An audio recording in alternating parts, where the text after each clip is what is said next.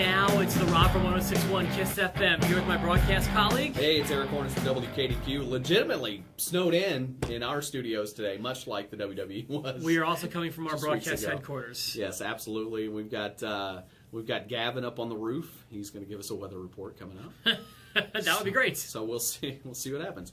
No, here we are. Enhancement Talent. We're going to talk wrestling, and we decided we'll stray away from the current product right now. We'll talk a lot about WrestleMania between here and the time WrestleMania rolls around. But we've got a topic we've been rolling around in our brains for a little while, and see what you think. That topic basically is stars that had a very limited run that should have had a longer run for whatever reason. There are many reasons why a run or a career can be cut short. We've tossed around a few names here that we should talk about. I feel like there is almost a default answer for this one. Okay. A name that I always heard in this regard is Magnum TA. That is my absolute number one. That's crazy that you were thinking that. Well, I feel like he's the right answer because I don't know much about him. I mean, I've seen him before. I may have seen a couple of matches here and there, but I did not see him as the future of wrestling the way he was made out to be. Yeah, I mean, he was the heir apparent, and I've said this a number of times. If it weren't for the the accident that Magnum TA had back in like '86, I think it was. It was a motorcycle accident, correct? Well, it was actually his Porsche. He was driving his Porsche at a very high rate of speed. Okay.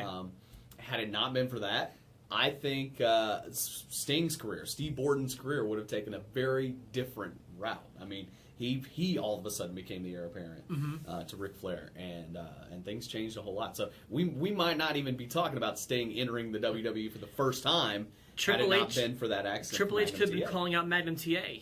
Had that Porsche accident Could've not happened. Now he did not die. During that, did he? He's still very much alive. He's had he's definitely had some issues, walking, and he's not confined to a wheelchair, I don't think, but he's had to use a wheelchair for much of his life, but still very much alive, and Well, not on the same token, this guy has this guy has passed, but his career was definitely changed by an accident. Was the Texas Tornado Kerry Von Erich? Yeah, that's a good one. I think it's pretty well known. He had a wooden leg, correct? Well, he had lost part of his foot, and he lost his in a motorcycle accident. Right. Okay. Yes. But because of that, had to rely heavily on pain medication. And I think that was ultimately his downfall from everything. Plus, he was a Von Erich, so he relied heavily on pain medicine. That's true. Yeah. So those are some examples, but he still went on to have a pretty fruitful career in WWE after that accident. He did, and I honestly think he could have had a bigger career had it not been for his demons. One of the talked about moments was in the fateful AWA and WCCW co-promotion there, the Super Clash, where he had a match against Jerry Lawler, and Lawler tells a story about him before the match and just being out of it, and he's got a blade on his finger that he's going to use during the match, and he's just scratching himself, and he ends up just bleeding profusely from his arm. They had to work that into the match where Lawler jumped him before the bell and beat on his arm, and once he took the robe off, then he's bleeding like crazy.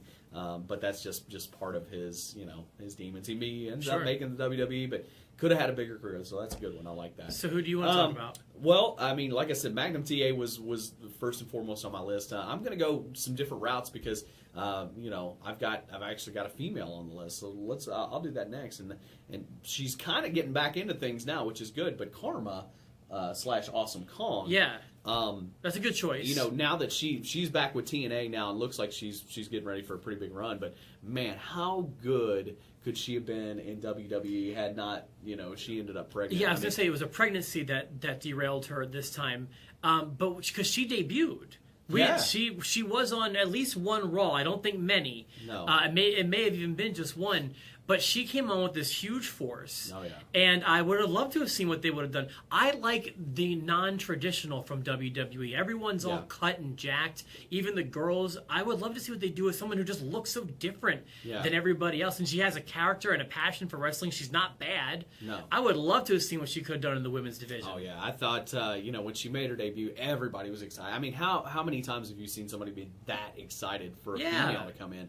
And they totally were, and she had kind of an angle with the Bellas and Kelly there for a second, and then all of a sudden it was like she was pregnant, so they ran a weird angle where she just kind of was written off, and then she made a cameo appearance at the Rumble, and that was it. I wonder why she didn't come back to the WWE. I don't know if they weren't wanting her back. I don't know. For her. I mean, because I think, gosh, can you imagine her in there? That with would have been cool. Like Charlotte, or who's coming up from NXT, or it still could happen, I guess. But now she's back with TNA, and seems like is set for a pretty good run there. So that's who else I had. Do you have anybody else you're thinking of? Right now? I have a few names on here. Some of them not so great. Like I feel like Kurt Angle should have had way more time in WWE. I feel like his run ended abruptly. After some, misguided decisions, sending him to ECW, put him into a really sour mood, and then the big incident at Titan Towers that sent him over the edge. I wish he would have had a few more years in WWE to leave a more lasting impression. I feel like Eddie Guerrero died in his prime. Yeah. Well, I mean, he was, always in the main events and championship material at that point, was a title holder. I don't think he held the belt when he died, but he was getting ready for a main event with Batista for that title, and he was just gone too soon, in my opinion.